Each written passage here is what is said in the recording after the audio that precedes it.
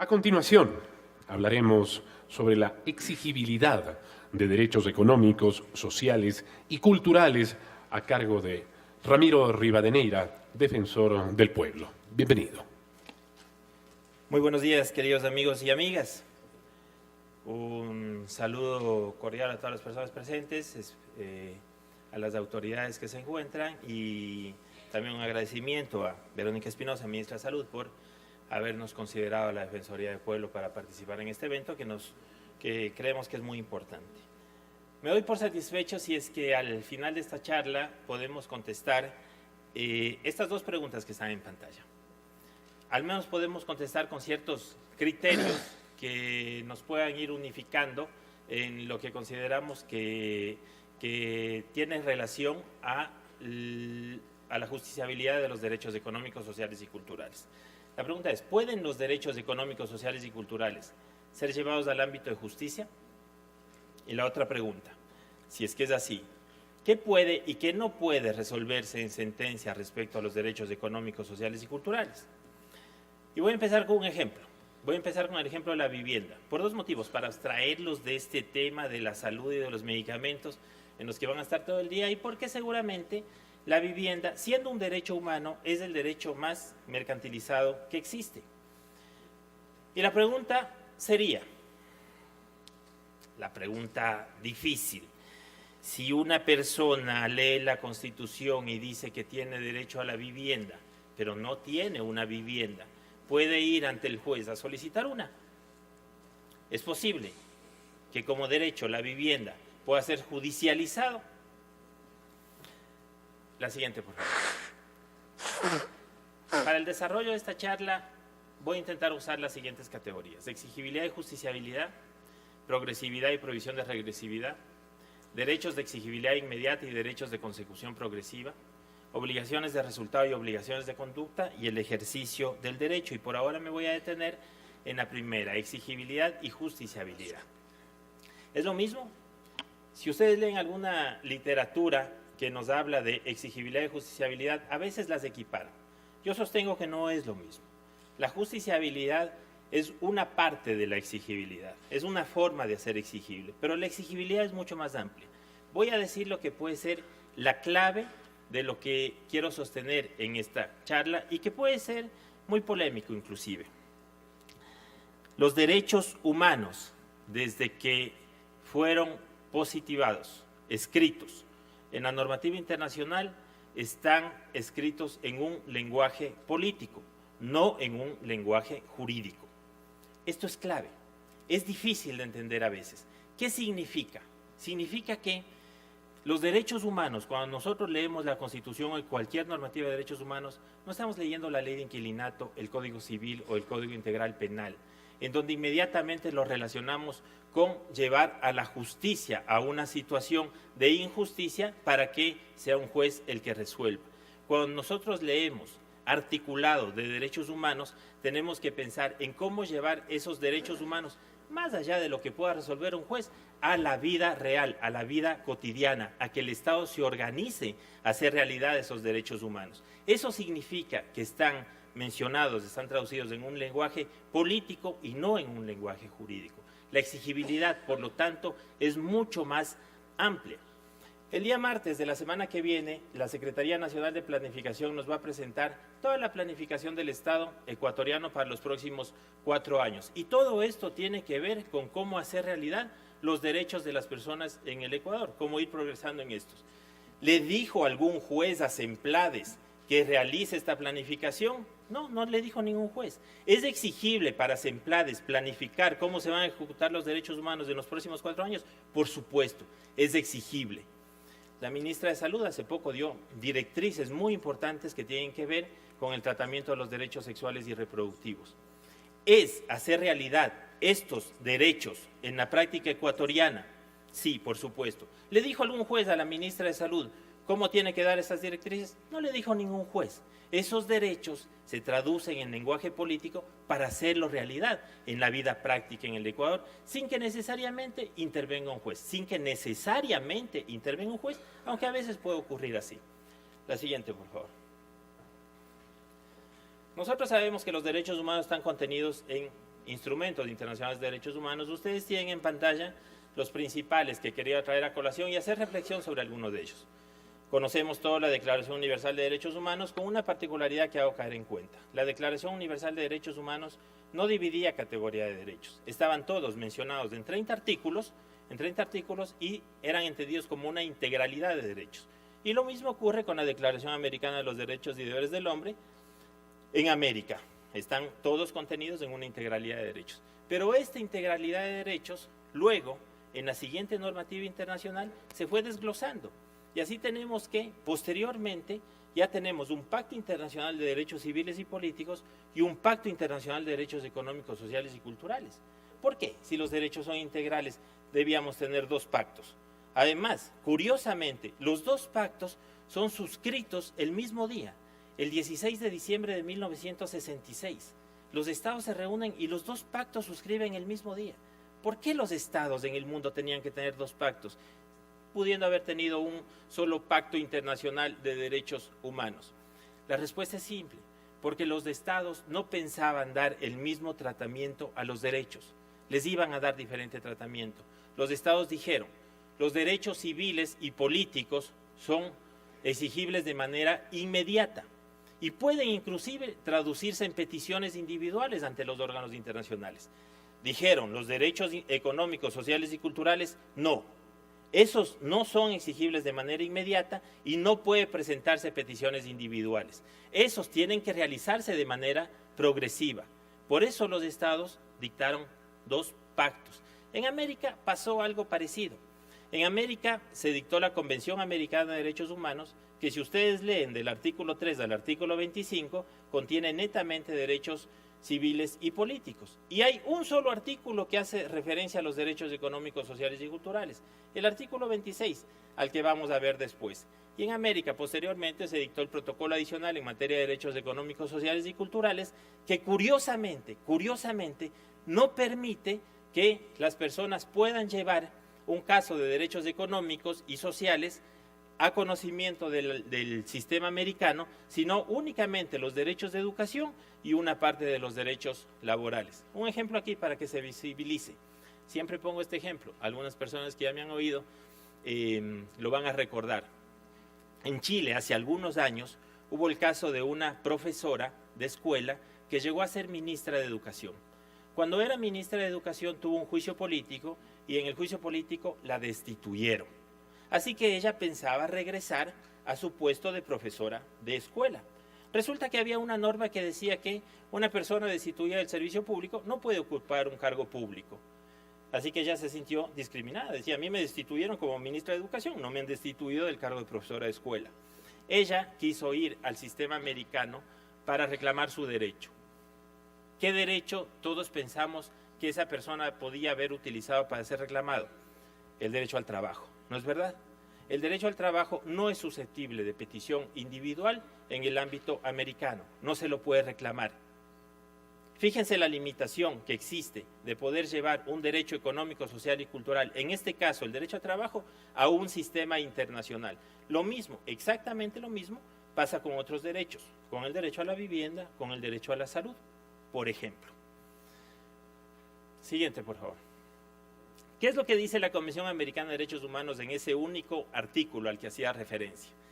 Dice fundamentalmente que, refiriéndose a estos derechos, a los Estados partes se comprometen a adoptar providencias tanto a nivel interno como mediante la cooperación internacional, especialmente económica y técnica, para lograr progresivamente la plena efectividad de los derechos que se derivan de las normas económicas, sociales y sobre educación, ciencia y cultura. Básicamente lo que está diciendo el compromiso de los Estados a nivel internacional fue los derechos civiles y políticos sí pueden ser exigidos inmediatamente, los derechos económicos, sociales y culturales se van a ir desarrollando progresivamente. Eso, en principio, sí tiene, por supuesto, mucho sentido. Lo que ocurrió en la práctica es que sirvió esta norma para que muchos derechos económicos, sociales y culturales sean guardados en el cajón y nadie ponga preocupación sobre su verdadero desarrollo. Lo puedo demostrar. Si ustedes revisan sus constituciones en el país, en sus países, generalmente todavía la mayoría de constituciones, la ecuatoriana ya no, la ecuatoriana sí hasta el año de 1998, la mayoría de constituciones permitía presentar las acciones constitucionales únicamente para derechos civiles y políticos. Y si ustedes llevaban un caso de derechos económicos, sociales y culturales donde un juez, inmediatamente le iban a decir que no es admisible, que esos derechos no se pueden justicializar y que por lo tanto, como son de desarrollo progresivo, no puedes llegar a conocer el derecho, rompiendo de esta manera con la integralidad de los derechos. Así es como se tradujo esta normativa internacional en nuestra normativa nacional. Ecuador, por suerte, ya rompió con ese modelo, y en Ecuador tenemos una norma que dice que todos los derechos son justiciables, que todos los derechos pueden ser llevados al ámbito de la justicia, exigibles, por supuesto, exigibles a través de política pública, de normativa, pero además que todos los derechos pueden ser llevados al ámbito de la justicia. Eso dice nuestra Constitución. Siguiente, por favor. Bien, para hacer la reflexión sobre si estos derechos que pueden ser llevados al ámbito de la justicia pueden, como en el caso de la vivienda, recuerden que tenemos del ejemplo en mente, solicitar una vivienda a un juez porque no tenemos una, veamos qué pasa con las obligaciones de los estados. ¿Cómo se desarrolla en los derechos humanos las obligaciones de los estados? Tradicionalmente se ha dicho lo siguiente: los estados frente a los derechos humanos tienen tres obligaciones: respetar, proteger y garantizar. Eso es lo que se ha dicho y eso es real, además. Primero, proteger no está en pantalla. Proteger significa que si un tercero va a violar los derechos de una persona, el Estado tiene la obligación de intervenir para que esos derechos no sean violados. De esta manera, protege. Respetar significa que el Estado tiene que abstenerse de hacer algo, es decir, no hacer algo que pueda significar la vulneración del derecho. Eso significa respetar. Y garantizar significa que el Estado está en obligación de armar todo el aparataje, estructura misma del Estado a través de políticas y normas, de instituciones, armar todo para que efectivamente esos derechos humanos que están en lenguaje político puedan hacerse realidad en la vida de las personas.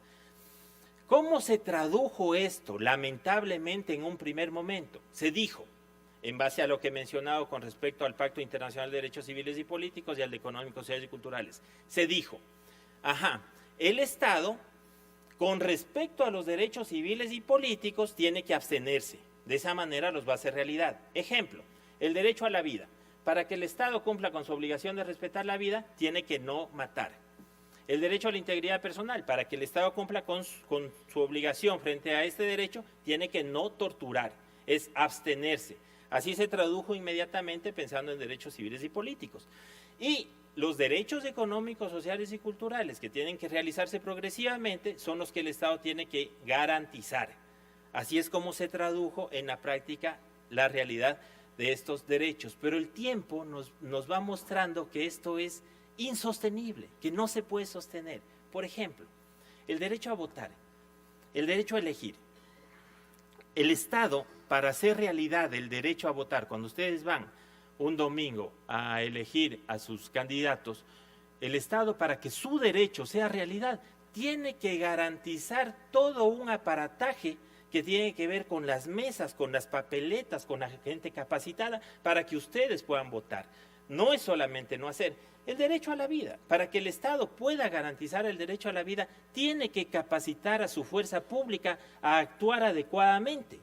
Entonces, ya vemos que los derechos civiles y políticos también significan la posibilidad de y la necesidad de hacer, no solo de no hacer.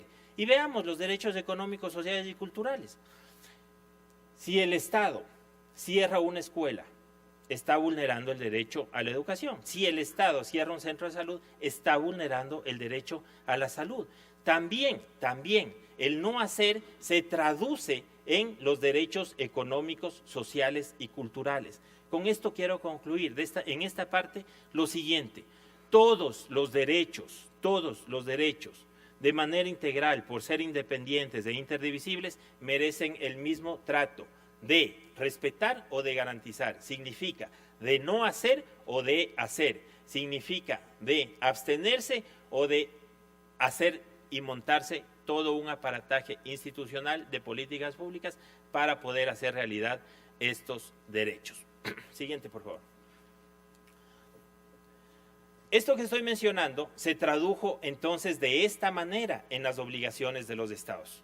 Ya no era solamente abstenerse o hacer.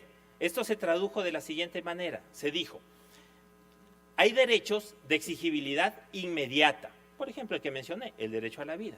Hay derechos de exigibilidad inmediata y por lo tanto las obligaciones del Estado son de resultado. Nosotros le podemos obligar al Estado a que responda con un resultado para proteger ese derecho, porque ese es de obligación inmediata.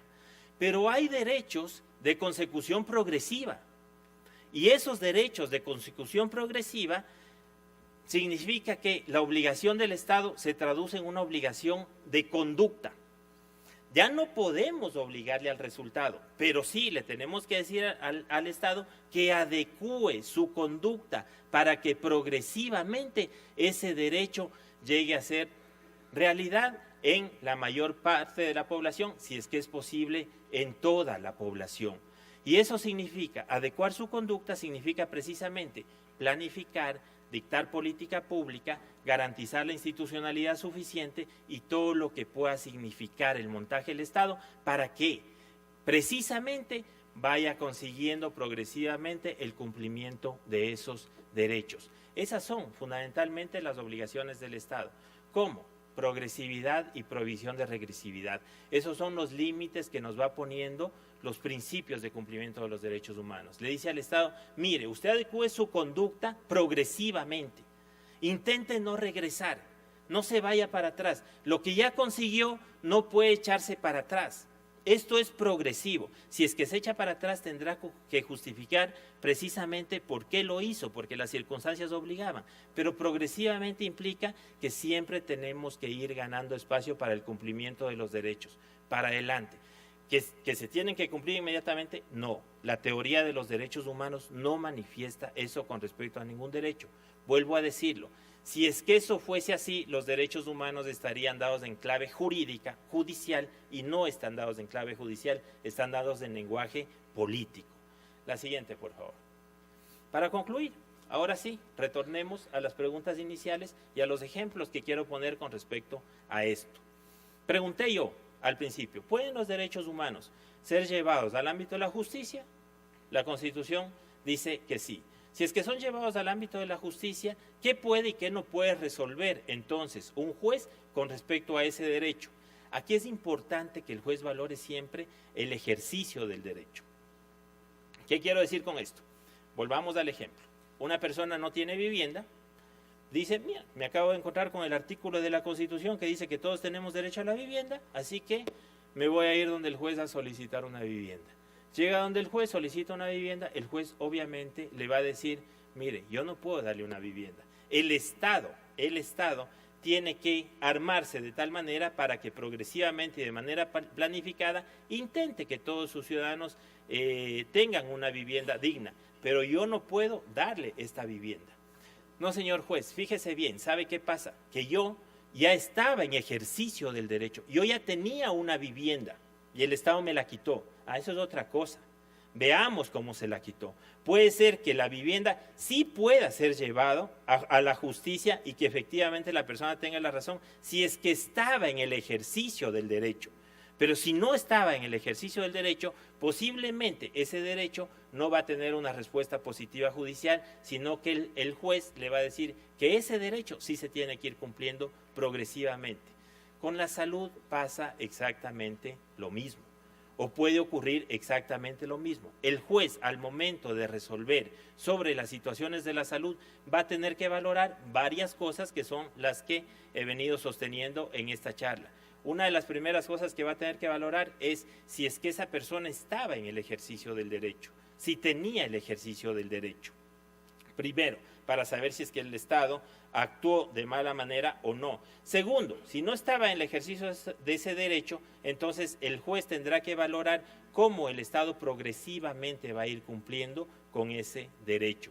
En el derecho de la salud, quizás como en tantos otros que tienen que ver con la vivienda, con la educación, con muchos derechos económicos, sociales y culturales, es fundamental que antes de que podamos llevarle al sector justicia, esos derechos se hagan realidad en el ámbito de la política pública y de la institucionalidad del Estado. Bueno, con esto concluyo. Espero que efectivamente esta charla haya cabido en los 20 minutos que me propuse. Muy amable.